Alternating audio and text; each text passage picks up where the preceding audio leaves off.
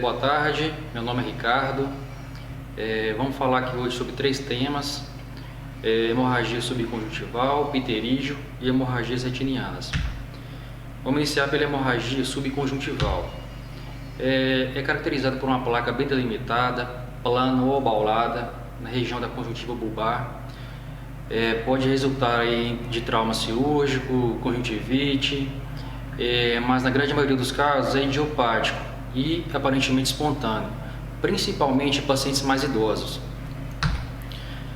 Fatores como tosse, espirro, constipação, origem traumática, até por trauma direto, usuários de lente de contato, principalmente em pacientes mais jovens, hipertensos, distúrbio hemorrágico, uso de medicações, como por exemplo antiagregantes plaquetários e anticoagulantes, e diabéticos e, como já foi dito anteriormente, a grande maioria de origem idiopática. Os sinais aí da hemorragia subconjuntival que a gente pode ver é a presença de sangue sob a conjuntiva, que vai impossibilitar a visualização completa aí da esclera. São mais imagens ilustrando a hemorragia subconjuntival. Essa aqui é a mais extensa. Essa aqui também bem maior que as outras, que as demais, atingindo a região conjuntival aqui na região nasal e temporal. A grande maioria dos casos são assintomáticas, mas alguns pacientes podem relatar um quadro de dor momentânea e a sensação até mesmo de um estalido. Diagnósticos diferenciais principais: sarcoma de Kaposi, linfoma, amiloidose. Nessas imagens aqui a gente pode ver, são imagens de um paciente de 35 anos com sarcoma de Kaposi. Nos exames deu HIV positivo e a presença aqui dessa pápula aqui mais elevada na conjuntiva. O tratamento geralmente não é necessário, ocorre a melhora espontânea dentro de 2 a 3 semanas. Alguns casos mais leves pode-se fazer o uso de lágrimas artificiais. Deve-se contraindicar o uso eletivo de AS e anti-inflamatórios. E, claro, se fazer o controle das comorbidades, como pressão alta e diabetes. Entrando em pterígio. O pterígio vem do grego pteron, que significa asa. É o crescimento fibrovascular de tecido conjuntivo degenerativo, de origem da conjuntiva bulbar nasal ou temporal, principalmente na região nasal, que vai se estender até a região da córnea. É uma lesão de formato triangular, possui 3 partes: chapéu, que a gente vai ver mais adiante, cabeça, que é a parte corneal, e o corpo, que é essa parte sobre a conjuntiva. Histologicamente, são degenerações elastóticas do colágeno estromal subepitelial, e essas degenerações aqui chegam a invadir a camada de Bowman da córnea. Fatores de risco aí: regiões de clima quente, com a prevalência em torno de 23%, exposições prolongadas à radiação ultravioleta, olho seco crônico. Aqui a gente pode ver o chapéu, que está localizado aqui nessa região mais avançada do pterígio, que é semelhante a um halo avascular.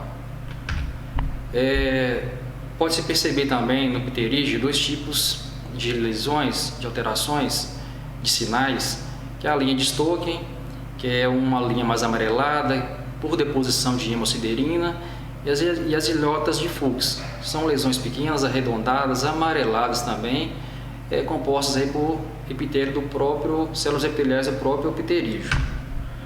Aqui a linha de Stokes melhor exemplificada aqui, essa linha mais amarelada na borda do pterígio.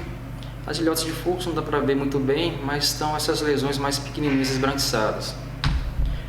A grande maioria dos pacientes são sintomáticos.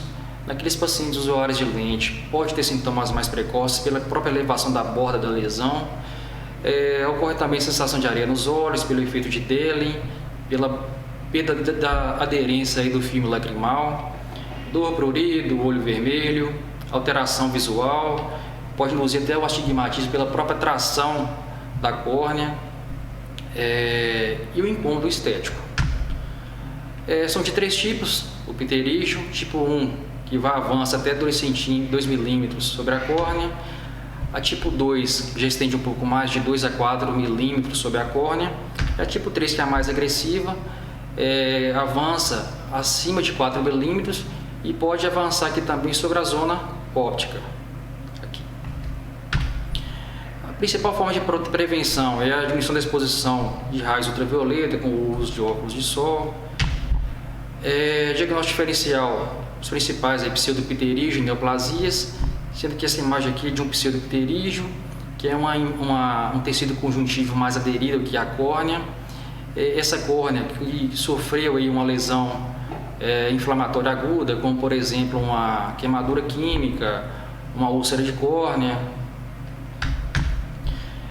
O tratamento clínico: com uso de lubrificantes artificiais e esteroides tópicos.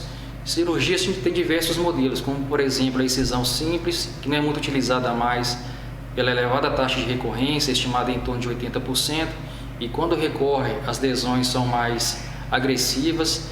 Tem um flap conjuntival simples, o autoenxerto de conjuntiva, que hoje em dia é o padrão ouro, o enxerto de membrana amniótica, o adjuvante com mitomicina C ou a radiação beta, e a ceratoplastia lamelar periférica, que é aqueles casos mais agressivos. Aqui são imagens aqui de um autoenxerto de conjuntiva, a demarcação da lesão que vai ser retirada. Aqui já é a retirada do tecido conjuntival, de retalho conjuntival límbico superior, sem o limbo corneano. Isso aqui já a retirada do retalho com o limbo corneano. E aqui a fixação.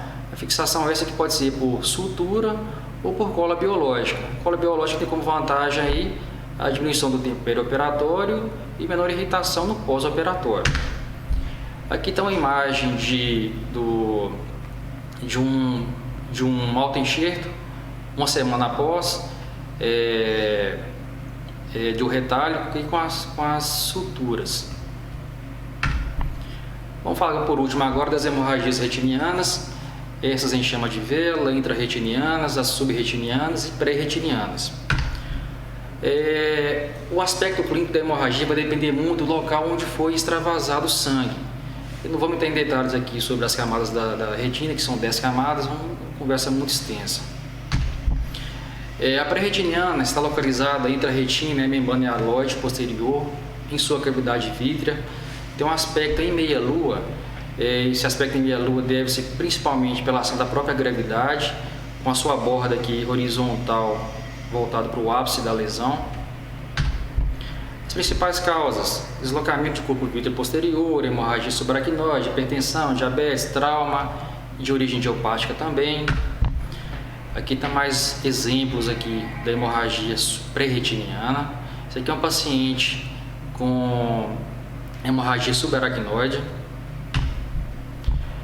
A enxama de vela: o sangue se deposita nas camadas de fibras nervosas e fica aí bem próximo da membrana limitante interna da retina. Ocorre por um comprometimento da rede capilar arterial. As principais causas: papiledema, papilite, neuropatia óptica, discrasia sanguínea, hipertensão, o próprio diabetes. Aqui são exemplos agora, imagens sobre essa hemorragia em chama de vela, aqui um pouco mais extenso. Mais exemplos também da hemorragia em chama de vela. A intrarretiniana agora é também conhecida como ponto borrão. São hemorragias pontiformes e discoides. Deve-se por uma congestão da rede capilar venosa. As principais causas são retinopatia diabética, telangiectasias, tumores vasculares e discrasias sanguíneas. São exemplos aqui das hemorragias intrarretinianas, são mais esparsas aqui. A subretiniana são causadas aí pela neovascularização coroidiana e pelo próprio extravasamento daquelas hemorragias intensas mais profundas, que acabam atingindo o espaço subretiniano. A fase inicialmente são vermelhas com fundo escuro. A fase final já assume uma coloração mais amarelada, tem tecido de cicatrização e acúmulo de pigmentos. Aqui são hemorragias, exemplos aí das hemorragias subretinianas, que é mais volumosa. Essas aqui são as nossas referências e muito obrigado.